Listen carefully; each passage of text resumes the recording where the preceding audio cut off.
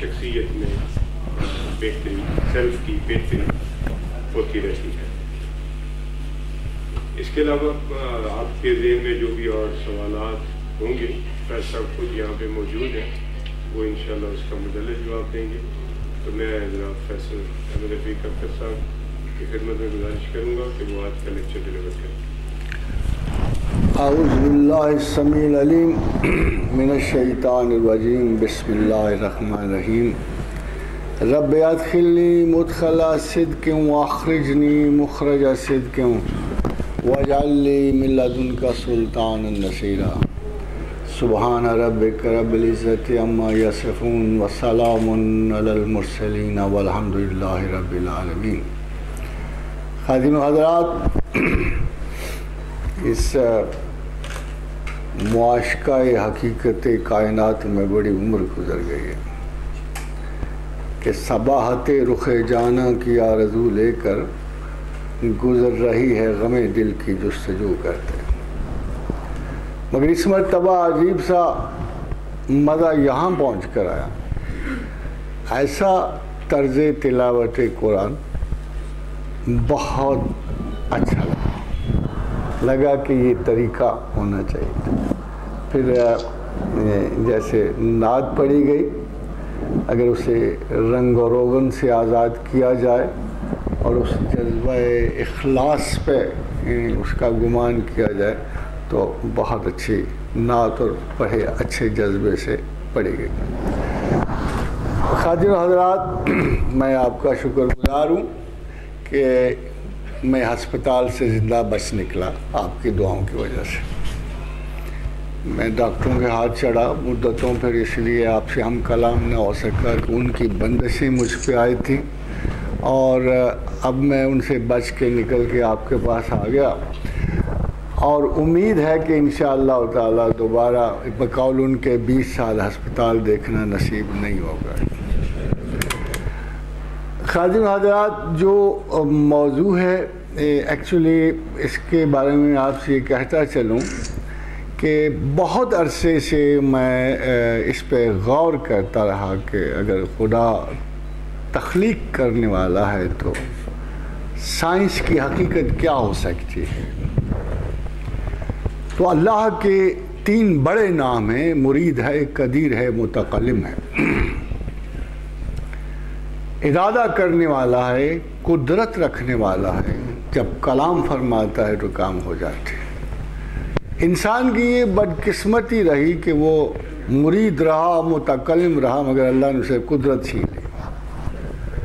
اسی قدرت کو جب تھوڑے سے حصے میں انسان پا لیتا ہے تو متکبر، کبھی فرعون، کبھی حامان، کبھی شداد، کبھی بش، کبھی بلیئر۔ تو آپ دیکھتے ہیں کہ یہ عدم توازن جو طاقت کا پیدا ہوتا ہے، اور یہ جنت کے لیے اللہ تعالیٰ نے آپ کے لیے رکھ لیا کہ جب آپ کی صداقت، آپ کی امانت، آپ کا شعور، آپ کا اخلاق پرکھ لیا جاتا ہے، جب آپ کی کمٹمنٹ پرکھ لی جاتی ہے، یہ نہ ہو کہ آپ یہاں سے نکل کر مکر و فریب کی کوئی ایسی واردات اوپر جا کے کر دیں اور اس کا امن جو ہے، اس کا کائناتی امن خطرے میں پڑے۔ حیران کن بات یہ ہے کہ جو ہمارے قرآنک ویوز ہیں زمین و آسمان کے بارے میں، وہ کچھ سائنسز سے اتفاق کرتے بھی ہیں اور نہیں بھی کرتے۔ جہاں اتفاق ہے، جملہ سائنسز اگر کسی حقیقت پہ آ کے رک جاتی ہیں، یعنی جب کوئی ہائپوتھیسس ڈگری بنتا اور ڈگری لا بن جاتا ہے تو لا قرآن کے مطابق ہو جاتا ہے۔ بدقسمتی سے بہت عرصہ پہلے لوگوں کا خیال یہ تھا، جب سائنسز شروع ہوئی تو سب سے پہلے بڑی ووکل مخالفت اٹھی کہ sciences perhaps are anti religion. Similarly religion کے بارے میں کہا گیا کہ یہ میک بلیف کا ایک ایسا گھروندہ ہے کہ جیسے انسانوں کی نفسیات ذہن نے بنا ہے، اور جو ان کی حقیقتوں سے بہت دور خواب و خیال کا ایک ایسا حصار ہے جسے حقائق سے کوئی واسطہ نہیں۔ خادم حضرات، اس کی ایک بہت بڑی وجہ تھی۔ سائنسز اور ریلیجن میں ایک بہت بڑا ڈفرنس آیا۔ سائنس تو کچھ بھی نہیں تھی، جب اللہ نے ارادہ کیا، کلام فرمایا، تو اس نے جنگ بدر میں ایک بڑی خوبصورت بات کہی اپنے پیغمبر سے اور مسلمانوں سے کہ میں نے تمہیں 5000 ملائکہ سے مدد دی. میں چاہتا تو ملائکہ کے بغیر بھی کر سکتا تھا. یہ جو جملہ اس نے بولا کہ میں چاہتا تو ملائکہ کے بغیر بھی کر سکتا تھا. اسی طرح جب زکریا علیہ السلام نے ایک سائنٹیفک حقیقت اللہ کے حضور پیش کی کہ جب آواز دی ملائکہ نے فنادا فی المحراب، جب محراب میں آواز دی کہ زکریا تجھے ہم بیٹا دینے والے ہیں، تو دیکھو جی سائنسی حقیقت تو کوئی بھی نہیں ہے. I'm too old، میں تو بالکل خشک ہوں، اور میری بیوی وامراتی آخر وہ تو بانجھ ہے. ایسی تو کوئی حقیقت دنیا میں موجود نہیں جو اس وقت مجھے بچہ دے سکے. تو اللہ نے کہا یار ایک تو تم لوگ دعا کرتے ہو، اوپر سے مجھ پہ شک کرتے ہو، ہے ایک تو صبح شام تم لگے ہوئے ہو یا اللہ بیٹا دے آل داؤد کا وارث ہو. اب اگر میں نے سنی لیا ہے اور تمہاری بات مان لیا، اب تم سائنس لے آئے ہو بیچ میں. تو سنو کہ اگرچہ سائنس ایک حقیقت ہے جو ہم نے بندگان خدا کی آسانی کے لیے زمین کی فرکشنز کم کرنے آسانیوں کے لیے تمہیں عطا کی، مگر اصل بات یہ ہے کہ جب تمہیں خیال آئے نا کہ اللہ کیا ہے اور کیا کر سکتا ہے، تو یہ ہلکے سے کہہ دیا کرو کہ ان ربی یفعل ما یشاء، میرا رب تو جو چاہے کر سکتا ہے، اس کے لیے کسی قسم کی رکاوٹ نہیں. بھلا ایسے غالب اور صاحب قدرت خدا کی آگے آپ اسی کی بنائی ہوئی ایک حقیر سی شاید رکاوٹ کے طور پہ پیش کر دو تو میرے خیال ہے عقل انسان کا بہت بڑا زیاں ہوتا ہے. حضرت حضرات مذہب میں اور سائنسز میں کوئی تصادم نہیں تھا، مگر ایک اتفاق بڑا عجیب و غریب ہو گیا. وہ اتفاق یہ تھا کہ سائنسز کی مخالفت آپس میں کوئی متصادم شخصیات پیدا نہیں ہوئی.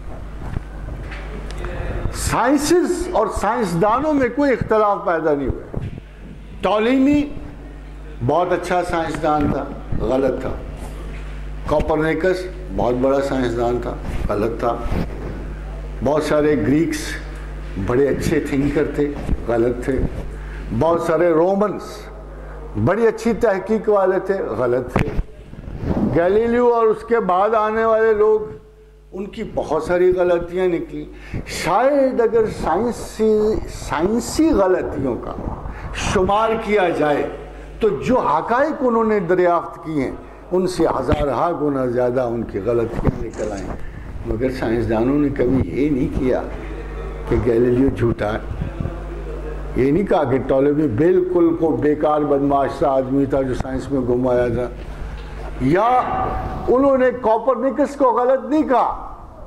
انہوں نے ایک دوسرے کی عزت کی، ایک دوسرے کو مقام شرف دیا، ایک دوسرے کی خدمات اور سعی کی تعریف کی.